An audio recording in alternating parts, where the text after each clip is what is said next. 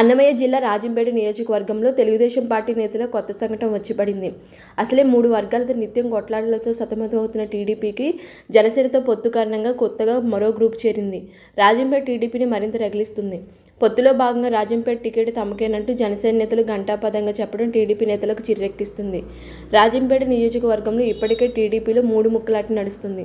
ఇక్కడి నుంచి మరోసారి పోటీ చేయాలని టీడీపీ ఇన్ఛార్జి బత్తెల చెంగల్రాయుడు గట్టి ప్రయత్నాలు చేస్తున్నారు. ఈయన అభ్యర్థిత్వానికి పార్లమెంట్ నియోజకవర్గ పార్టీ అధ్యక్షుడు చమ్మర్తి జగన్మోహన్ రాజు మోకాళ్లాడుతున్నారు. బత్తెల నాన్ లోకల్ అభ్యర్థి పోటీలు నిలిపిన నిరుపయోగమేనంటూ ప్రచారం చేస్తున్నారు. ఇంకోవైపు రాజంపేట ఎంపీగా కంటే అసెంబ్లీకి పోటీ చేయాలని గంటా నరహరి ఉవ్విళ్లూరుతున్నారు. బత్తెల జగన్మోహన్ రాజులకు గట్టిగానే అడ్డం పడుతున్నారు.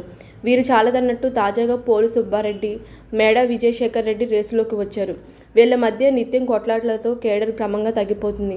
ఇప్పుడు పొత్తులో మాకే సీట్ అంటూ జనసేన నేతలు రంగంలోకి వచ్చారు.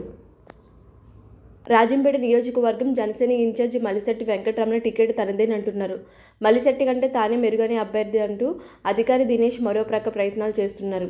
ఇక ప్రభుత్వ ఉన్నతోద్యోగానికి వీఆర్ఎస్ ఇచ్చిన శ్రీనివాసరాజు తానే జనసేన అభ్యర్థినంటూ తెరపైకి వచ్చారు.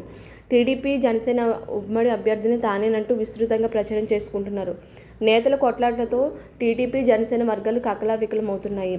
టీడీపీ జనసేన పొత్తు పెట్టుకున్న వైఎస్ఆర్ జిల్లాలో మైదుకూరు, అన్నమయ్య జిల్లాల్లో రాజంపేటను జనసేనకు అప్పగించవద్దని టీడీపీ నేతలు పైరవీలు ఆరంభించారు. వాస్తవంగా కాపు సామాజిక వర్గ ఓటర్లు గణనీయంగా ఉన్న ప్రాంతాల్లో మాత్రమే జనసేన అభ్యర్థులను నిలిపే అవకాశం బలంగా ఉంది. ఈ మేరకు ఉమ్మడి వైఎస్ఆర్ జిల్లాల్లో రాజంపేట, రైల్వే కోడూరు, మైదుకూరు ప్రాంతాల్లో మాత్రమే జనసేన సీట్లు కోరే అవకాశం ఉంది. రైల్వే కోడూరు ఎస్సీ రిజర్వ్డ్ స్థానం కావడం, సరైన నాయకుడు లేకపోవడంతో రాజంపేట, మైదుకూరు సీట్లపై పట్టుబట్టనున్నారు.